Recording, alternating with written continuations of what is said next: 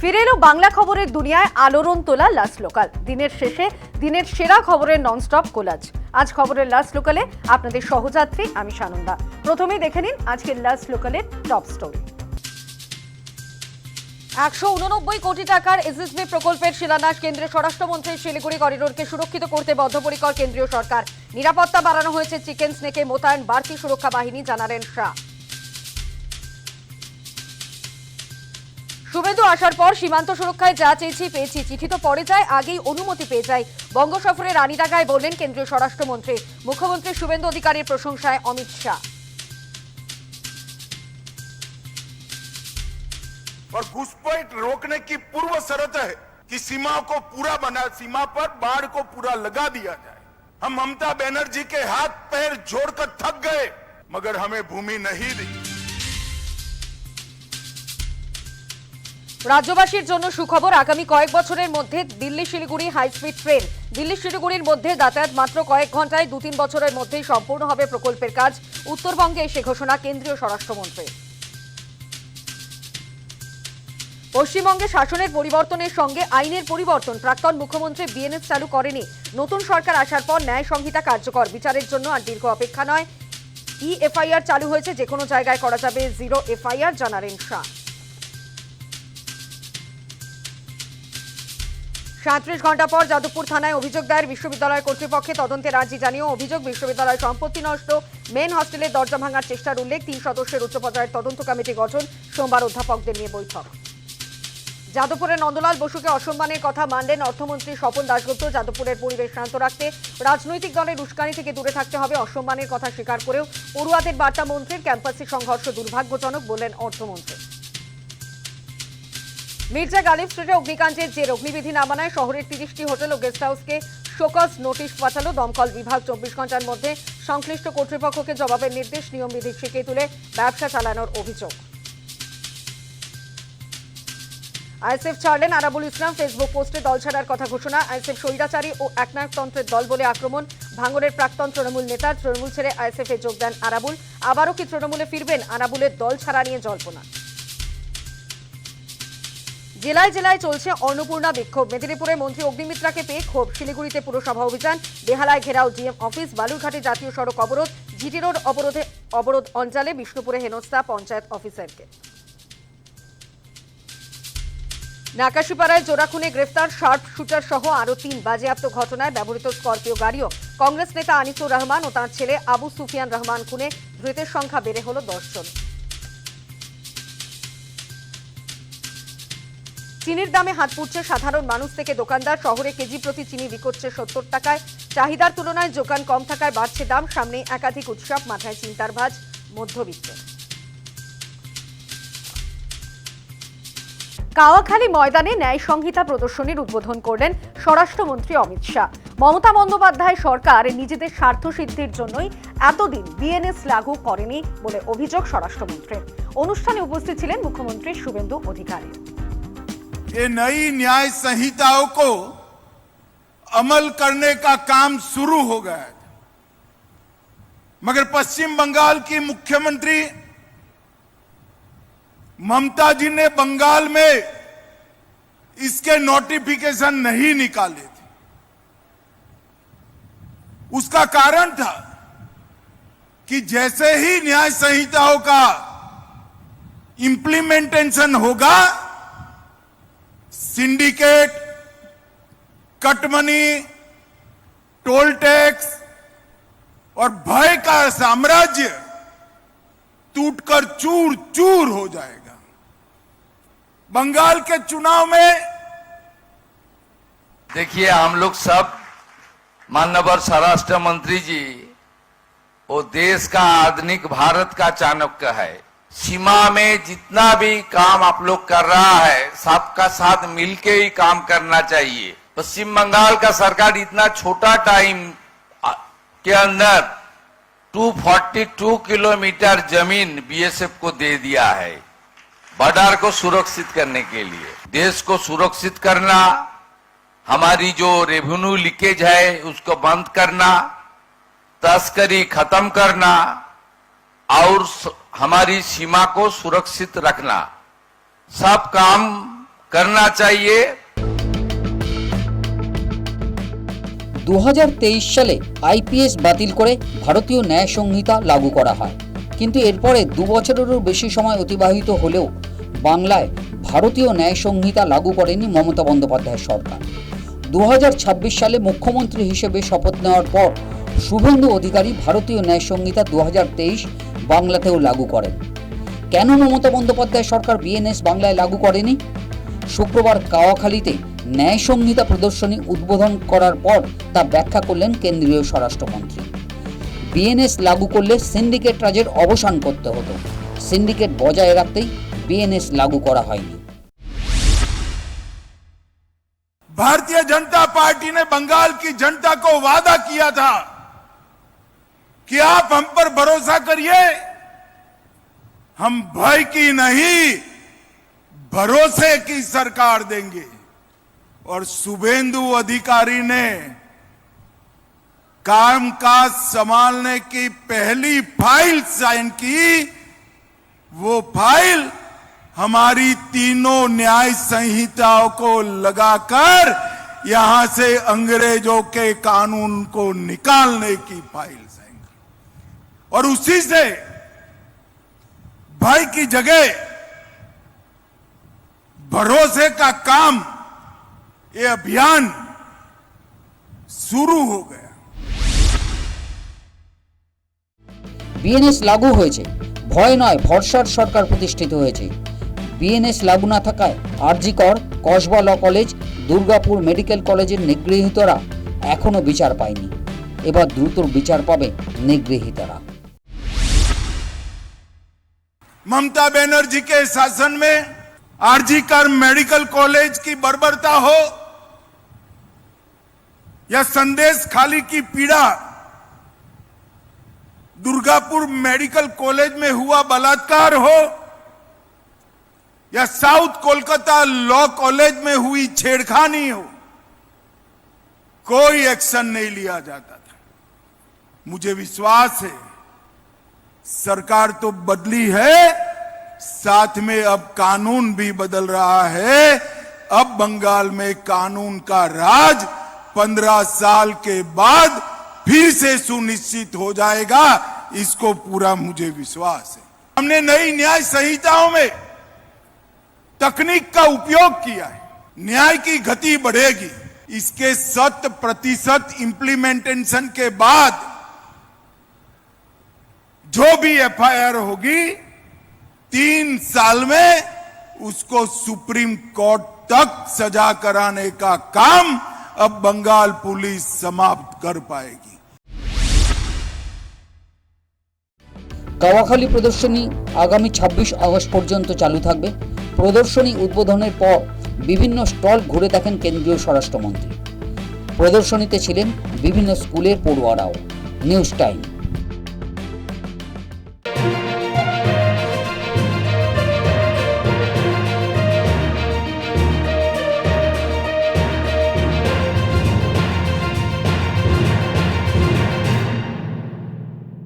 Chicken snake বা শিলিগুড়ি করিডোরে বাড়তি গুরুত্ব দিচ্ছে কেন্দ্রীয় সরকার। এসএসবির অনুষ্ঠান থেকে ঘোষণা স্বরাষ্ট্রমন্ত্রীর। এসএসবি পরিকাঠামোর উন্নতিতে একাধিক প্রকল্পের শিলান্যাস করলেন অমিত শাহ। নরেন্দ্র মোদী ক্ষমতায় আসার পর থেকেই সীমান্ত সুরক্ষায় বাড়তি নজর দেওয়া হয়েছে, শিলিগুড়ির অনুষ্ঠানে বললেন স্বরাষ্ট্রমন্ত্রী। চিকেন স্নেক বা শিলিগুড়ি করিডোর ভারতের নিরাপত্তার জন্য অত্যন্ত গুরুত্বপূর্ণ 170 কিলোমিটার বাই 60 কিলোমিটার করিডোর। কোথাও কোথাও করিডোর 20 থেকে 22 কিলোমিটার পর্যন্ত সংকীর্ণ। শিলিগুড়ি করিডোরই ভারতের বাকি অংশের সঙ্গে উত্তর পূর্বের 8 রাজ্য এবং 3টি রাষ্ট্রের সীমানা। 4 কোটি মানুষের সঙ্গে সংযোগ হয় এই পথেই। শিলিগুড়িতে এসএসবির আধিকারিকদের উচ্চ পর্যায়ের বৈঠকে এই চিকেন স্ন্যাকের গুরুত্বের কথা তুলে ধরেন স্বরাষ্ট্রমন্ত্রী। চোপড়া, ধুবড়ি এবং কিষানগঞ্জ থেকে ত্রিস্তরীয় নিরাপত্তায় ঘিরে ফেলা হচ্ছে শিলিগুড়ি করিডোর, জানালেন স্বরাষ্ট্রমন্ত্রী। हमने सिलीगुड़ी कॉरिडोर की सुरक्षा को अभेद बनाने के लिए त्रिकोणीय सुरक्षा ग्रिड बनाया है। चोपड़ा, किशनगंज और धुबरी, ये तीनों बेस से पूरे सिलीगुड़ी कॉरिडोर में हमने जागरूकता भी बढ़ाई है, उपस्थिति भी बढ़ाई है और यहां पर वर्चस्व भी बढ़ाया है। নিরাপত্তায় যাতে কোনো রকম গাফিলতি না থাকে সেই দিকে নজর রেখে শক্তিশালী করা হচ্ছে এসএসবিকে। এসএসবি পরিকাঠামো উন্নয়নে একাধিক প্রকল্পের কথা ঘোষণা করলেন স্বরাষ্ট্রমন্ত্রী অমিত শাহ। जिनकी कुल लागत 12। तो आज सीमांत मुख्यालय सिलीगुड़ी के प्रशासनिक भवन 80 एकड़ में स्थापित किया जाएगा। 19वीं वाहिनी ठाकुरगंज का भी शिलान्यास हुआ।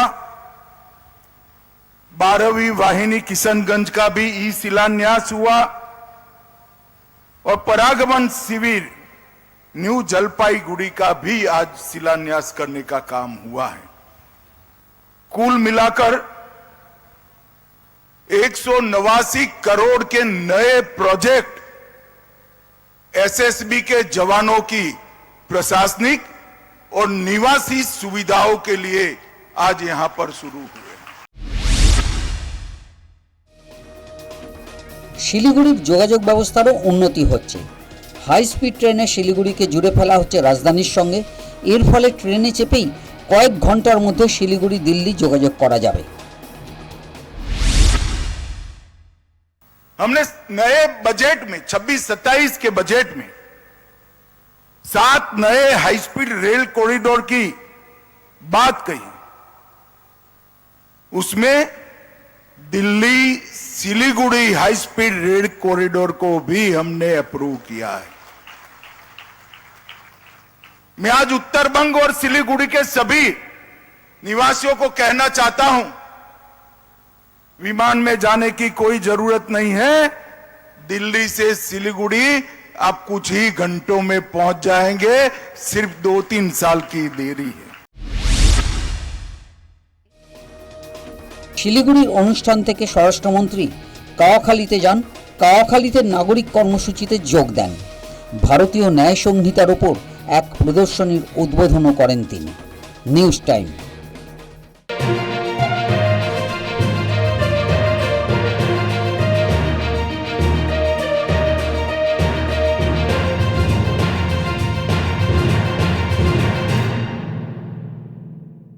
শুভেন্দু অধিকারীর ভূয়সী প্রশংসা অমিত শাহের।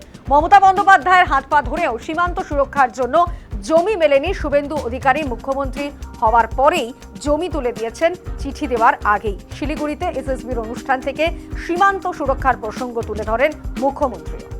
मुझे भी बड़ा आनंद है शुभेंदु जी, मगर मैं इसको थोड़ा सुधार करना चाहता हूं। हम तो पुराने सीएम साहिबा को भी बुलाते थे, वो एसएसबी के कार्यक्रम में आना नहीं चाहती थी। हमने तो आपको बुलाया, आप आ गए, आपका स्वागत है। শিলিগুড়িতে এসএসবির অনুষ্ঠান থেকে মুখ্যমন্ত্রী শুভেন্দু অধিকারীর ভূয়সী প্রশংসা কেন্দ্রীয় স্বরাষ্ট্রমন্ত্রী। এসএসবি ক্যাম্পের অনুষ্ঠানে অমিত শাহের সঙ্গেই উপস্থিত ছিলেন মুখ্যমন্ত্রী। স্বরাষ্ট্রমন্ত্রীর গলায় আফসোস, এর আগে কখনো এসএসবির অনুষ্ঠানে রাজ্যের মুখ্যমন্ত্রী উপস্থিত থাকেননি। স্পষ্টতই স্বরাষ্ট্রমন্ত্রীর ইঙ্গিত ছিল মমতা বন্দ্যোপাধ্যায়ের দিকে। শুধু উপস্থিত থাকাই নয়, সীমান্ত সুরক্ষা বাহিনীর হাতে কাঁটাতারের জন্য জমি তুলে দিয়েছেন পশ্চিমবঙ্গের মুখ্যমন্ত্রী। মমতা বন্দ্যোপাধ্যায় মুখ্যমন্ত্রী থাকাকালীন তার হাত পা ধরেও জমি মেলেনি, মঞ্চ থেকেই উল্লেখ করেন কেন্দ্রীয় স্বরাষ্ট্রমন্ত্রী। উল্লেখ্য, রাজ্যে বিজেপি সরকার ক্ষমতায় আসার পরেই সীমান্তে কাঁটাতারের জন্য বিএসএফের হাতে জমি তুলে দেওয়া হয়। জমির অভাবে সীমান্তে কাঁটাতার বসাতে পারছিল না বিএসএফ, ফলে অরক্ষিত থেকে যাচ্ছিল আন্তর্জাতিক সীমান্ত। খোলা সীমান্ত দিয়ে জঙ্গিরা অনায়াসে প্রবেশ করছিল ভারতের মাটিতে।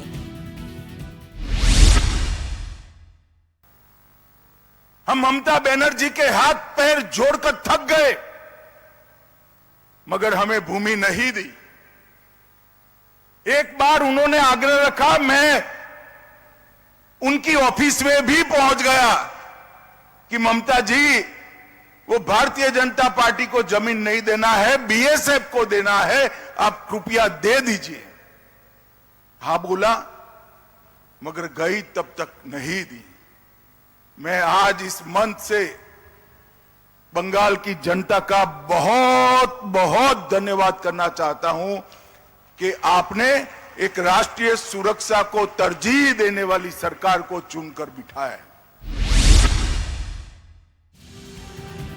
সীমান্ত সুরক্ষা সবার আগে, সে কারণেই রাজ্য সরকার জরুরি ভিত্তিতে জমি তুলে দিয়েছে বিএসএফ এর হাতে। অনুষ্ঠান মঞ্চ থেকে জমি দেওয়ার পটভূমি তুলে ধরেন মুখ্যমন্ত্রী। पश्चिम बंगाल का सरकार इतना छोटा टाइम के अंदर 242 किलोमीटर जमीन बीएसएफ को दे दिया है बॉर्डर को सुरक्षित करने के लिए। देश को सुरक्षित करना, हमारी जो रेवेन्यू लीकेज है उसको बंद करना, तस्करी खत्म करना और हमारी सीमा को सुरक्षित रखना, सब काम करना चाहिए। मैं आपको खास करके एसएसबी परिवार को ये कमिट करता हूं कि पश्चिम बंगाल सरकार और भारत सरकार का गृह मंत्रालय हम लोग एक साथ काम करेगा। কেন্দ্রীয় স্বরাষ্ট্রমন্ত্রী বন্দে মাতরম গানের প্রাসঙ্গিকতাও তুলে ধরেন। উল্লেখ করেন ৮০তম স্বাধীনতা দিবসে প্রথমবার পুরো বন্দে মাতরম পরিবেশন হয়েছে। इस बार का 80वां स्वतंत्रता दिवस का समारोह कुछ अलग ही था। 150 साल के बाद और आजादी के 80 साल के बाद लाल किले से पूर्ण रूपेण वंदे मातरम का गान देशवासियों और दुनिया ने सुना। এবারের বিধানসভা নির্বাচনের সময় বিজেপি প্রতিশ্রুতি দিয়েছিল ক্ষমতায় এলে ৪৫ দিনের মধ্যে কাঁটাতারের জন্য বিএসএফ এর হাতে জমি তুলে দেওয়া হবে। ক্ষমতায় আসার পর সেই প্রতিশ্রুতি পালন করেছেন শুভেন্দু অধিকারী। News time.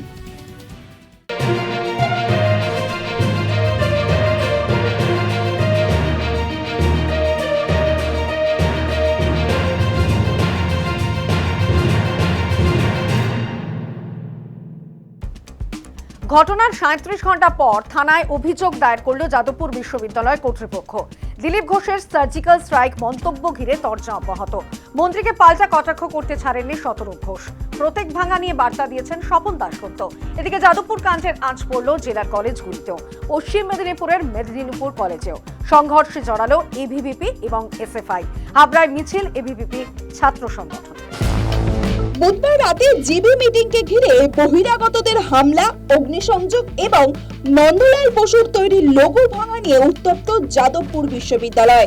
ঘটনার দায় নিয়ে বাম ছাত্র সংগঠন এসএফআই এবং বিজেপি ছাত্র সংগঠন এবিভিপির মধ্যে চলছে জোর তরজা।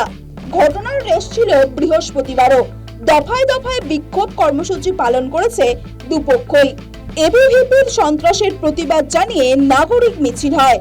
মিছিলে অংশ নেয় এসএফআই, এআইডিএসও ছাত্র সংগঠন। গত 48 ঘন্টা ধরে যেভাবে যাদবপুর বিশ্ববিদ্যালয়ে অরাজকতার সাক্ষী থেকে যে সাধারণ মানুষ, যেভাবে যে শিক্ষার্থীরা রয়েছেন তারা যেভাবে সাক্ষী দেখেছেন যে ঘটনা ঘটেছে, তার প্রতিবাদে কিন্তু রাস্তায় নেমেছেন, আজকে মিছিল করছেন নাগরিক সমাজ।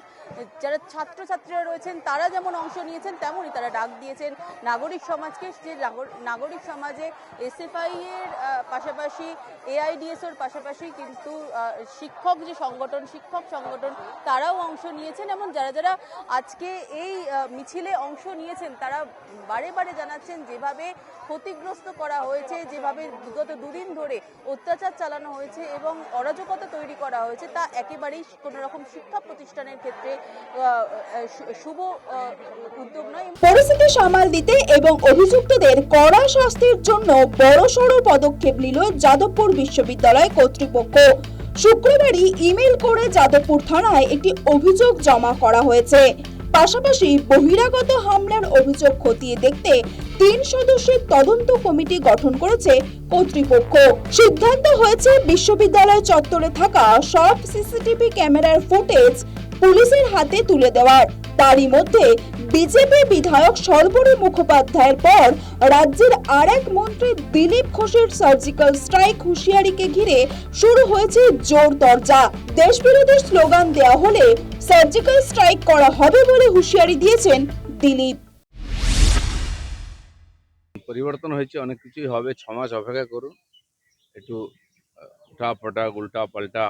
তো এটা ঠিক যে দাদাগিরি, দেশবিরোধী ক্রিয়াকলাপ এটা চলতে দেওয়া যাবে না কোথাও। এরকম কিছু হয়েছে, বাকিরা প্রতিবাদও করে না। টিএমসি এদেরকে পুষে রেখেছিল, দেশ বিরোধীদেরকে। আমাদের লোকেরা ওখানে সার্জিক্যাল স্ট্রাইক করেছিল। আমি বলেছিলাম এগুলো চলবে না, বন্ধ করুন, এবং সেদিন আমরা করেছিলাম। এসএফআইয়ের অফিস টফিস ভেঙে দেওয়া হয়েছিল। আবার যদি ওখানে এরকম দেশ বিরোধী গতিবিধি বা স্লোগান উঠে, একই ঘটনা ঘটবে, আবার সার্জিক্যাল স্ট্রাইক হবে। দিলীপ ঘোষের সার্জিক্যাল স্ট্রাইকের মন্তব্যের জবাব দিয়েছে সিপিএম।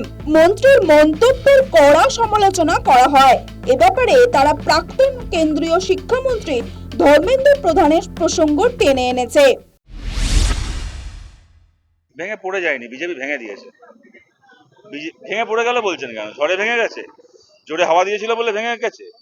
বিজেপির লোকেরা পা দিয়ে মারিয়ে ভেঙেছে। যাদবপুরে ইঞ্জিনিয়ারিং এ ভর্তি হতে গেলে গেট পরীক্ষায় পাস করতে হয়। যারা গেট পরীক্ষায় পাস করতে পারে না তারা গেট টপকে ঢুকতে যায়। আর করতে গিয়ে ওই বিজেপির কাছে যা নন্দলাল বসু, তাই সুভাষচন্দ্র বসু, তাই জ্যোতি বসু। ওরা আর কি জানে কোনটা নন্দলাল বসুর তৈরি করা ভাস্কর্য? ওরা পা দিয়ে ভেঙেছে, ভেঙে পড়ে যায়নি। ওই ধর্মেন্দ্র প্রধান করতে গেছিল সার্জিক্যাল স্ট্রাইক, ওর ওপরে সার্জিক্যাল স্ট্রাইক হয়ে গেছে। এখন মন্ত্রিত্ব ছেড়ে দিয়ে বাড়িতে এখন টিভি দেখছে। দিলীপ ঘোষকে বলুন নিজের মন্ত্রী হয়ে নিজের কাজটা করতে।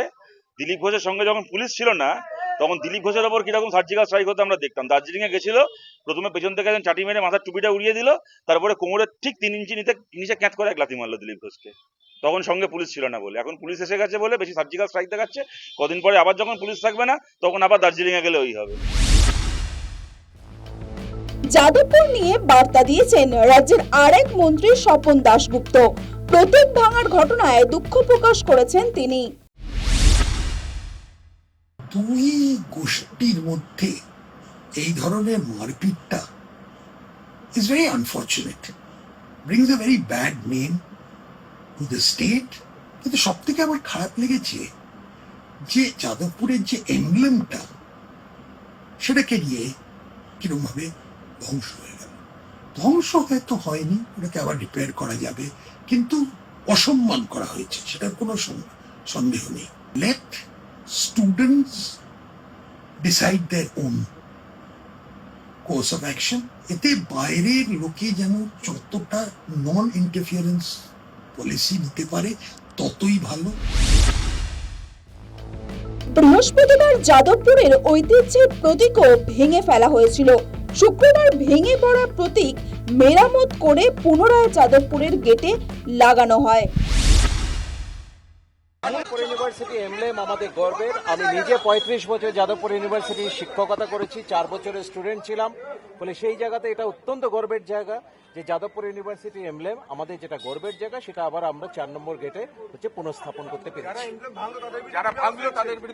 আমাদের ল মেকিং যারা এজেন্সি আছে সেটা আমাদের এনকোয়ারি কমিটিও হয়েছে, আমরা পুলিশে এফআইআরও করেছি। এবার সেই পার্টিকুলার এখানেও আছে, পুলিশে যে এফআইআর করেছে তাতে এখানে এমব্লেম ভাঙার ইস্যুটাও আছে।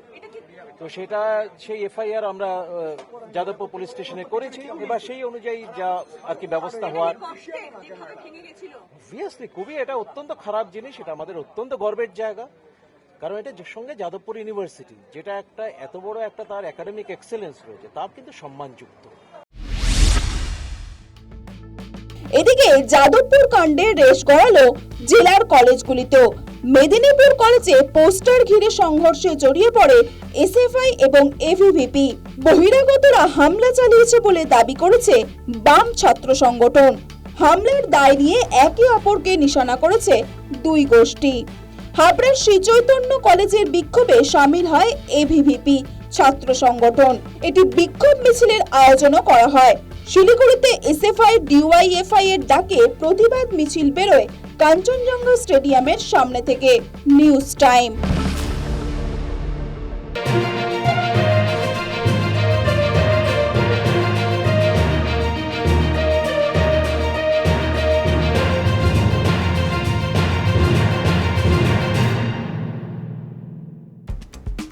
ইথানল ইথানল উৎপাদনের ধাক্কা চিনিতে, বাড়ছে হু হু করে দাম, মাথায় হাত মধ্যবিত্তদের। চিনির দাম বৃদ্ধি নিয়ন্ত্রণে নজর দিক সরকার, দাবি আমজনতার। ক্ষতির সম্মুখীন বিক্রেতাও। চাহিদা অনুযায়ী চিনি আমদানি করে দাম নিয়ন্ত্রণের জন্য সরকারকে পরামর্শ অর্থনীতিবিদদের।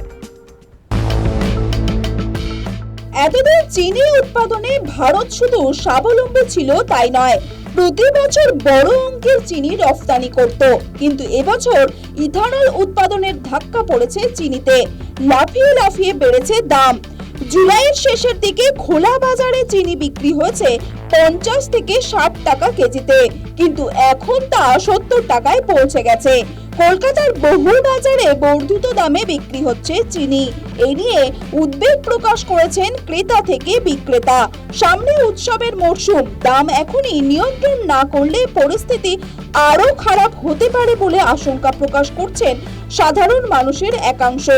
অন্যদিকে দাম বৃদ্ধির জেরে বিক্রি কম হচ্ছে বলে দাবি বিক্রেতাদের একাংশ। বর্তমান যে সরকার, মোদী সরকার, এখন পশ্চিমবাংলায় কি সরকার হয়েছে, ডবল ইঞ্জিনের সরকার হয়ে গেছে। এই সরকার প্রতিশ্রুতি দিয়েছিল নিত্য প্রয়োজনীয় জিনিসের মূল্য হ্রাস করবে, সেখানে প্রতিনিয়ত নিত্য প্রয়োজনীয় জিনিসের দাম আকাশ ছোঁয়া হয়ে যাচ্ছে। মানুষের কাছে রোজগার নেই, মানুষের কাছে কর্মসংস্থান নেই। আজকে লক্ষ্মী ভাণ্ডারের বদলে এখন অন্নপূর্ণা ভাণ্ডার, তাও সবাই পাচ্ছে না। চিনির দাম মানুষের দৈনন্দিন কাজে লাগে। চা সকালবেলা উঠে, ঘুম থেকে উঠে মানুষের চিনির প্রয়োজন হয় চায়ের জন্য, সারাদিন তো আছেই। এই চিনির দাম 20 টাকা এক মাসের মধ্যে বেড়ে গেছে। আমরা জানতে চাইছি নরেন্দ্র মোদী সরকার এবং শুভেন্দু সরকারের কাছে, যে সরকার মানুষকে মানুষের সমস্যা দূর করার কথা, মানুষকে আরও সমস্যার সম্মুখীন করে দিচ্ছে। বন্ধ, চিনি বন্ধ, বিক্রি বন্ধ হয়ে গেছে একদম। কেউ নিতে চাইছে না এখন কত দামে। যার খুব প্রয়োজন সেই নিচ্ছে, না হলে কেউ নিচ্ছে না। গুড় রাখি না, গুড়ের দাম 90 টাকা বলছে। প্রচুর সমস্যা, ইনভেস্ট বেড়ে যাচ্ছে, ইনকাম কমে যাচ্ছে। শুধু ক্রেতা ও বিক্রেতা নন, হঠাৎ করে চিনির দাম বৃদ্ধি নিয়ে উদ্বেগ প্রকাশ করেছেন রাজনীতিবিদরাও। চিন্তার বিষয় আছে, আমি জানি না কেন হচ্ছে, তবে এর আগেও টাস্ক ফোর্স গেছে, দিয়ে বাজারেতে এদের খোঁজ খবর নিয়েছে। আসল জিনিস যেটা সবজি ইত্যাদির দাম বাড়ে, সবজির দাম খুব বেশি বাড়তে দেওয়া হয়নি, যেটা ছিল মোটামুটি কাছাকাছি আছে। কিন্তু এই ধরনের কিছু বিশেষ বিশেষ ব্যাপার, যেমন পেঁয়াজের দাম হুট করে বেড়ে যায়, চিনির দাম, এগুলো সিন্ডিকেট চলে।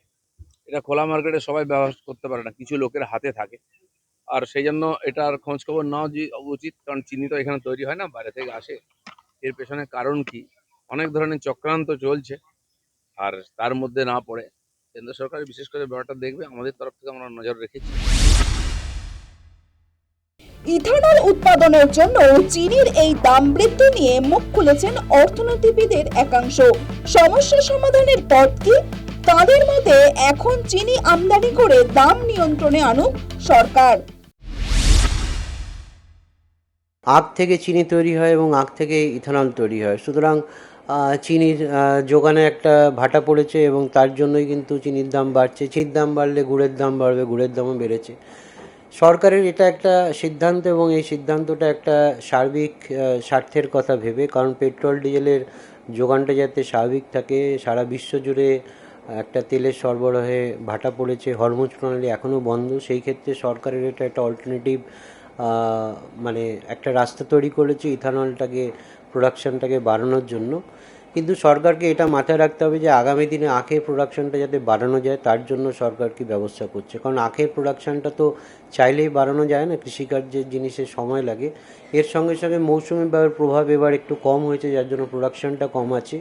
সরকারের আরও একটা সিদ্ধান্ত ছিল এর আগে যে আমরা চিনি রপ্তানি করতে পারতাম, সেই রপ্তানিটাকে বন্ধ করতে হবে। সরকার গতকালই সিদ্ধান্ত নিয়েছে চিনি রপ্তানি বন্ধ হবে এবং সরকার ইথানলটার প্রোডাকশনটা বাড়াতে চাইছে এবং তার জন্য যদি চিনির শর্টেজ হয় সেক্ষেত্রে চিনি আমরা আমদানি করব এবং সরকার সেই জন্য আমদানি করবারও একটা সিদ্ধান্ত নিয়েছে। জানা গেছে কেন্দ্রীয় সরকার 10 লক্ষ টন চিনি আমদানির পরিকল্পনা করেছে। সেই আমদানি হবে নিঃশুল্ক। এতে কি কমবে চিনির দাম? সেটাই সরকারের কাছে এখন বড় চ্যালেঞ্জ। News time.